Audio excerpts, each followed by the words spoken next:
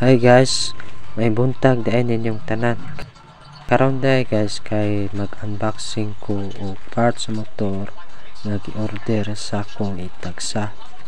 Kini day nga parts guys kay kuan siya, signal light lens ni sa XRM 125. Original parts din ni siya guys sa Honda XRM.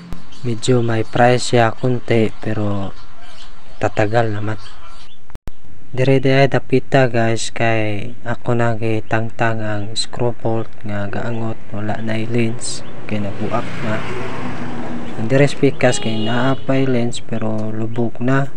Lisana na gyud, di na makita ang sulot. Nya og ang iyang bumbilya kay sunog na sad, ilisanan ko. Ya ako na siyang tanggalon guys kay ilisan og bago para mugana na sad pagbalik ang iyang signal light para iwas disgrasya. Dire dapita guys kay ako na gitaod ang bag-o nga signal light bulb para musiga na siya pagbalik.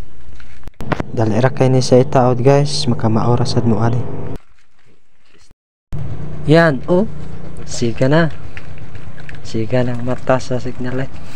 Dire pita guys kaya ako nang gitaot ang bag-o niya nga signal light lens para mahumana niya nindot na po siya tanawon. Kini nga signal light lens guys kay dili na siya malubog, dili ni siya pareha sa replacement nga abtan o kabulan dili na makita ang sulod. O dahil na ang papas kong tagsa nga nagpaayo address ko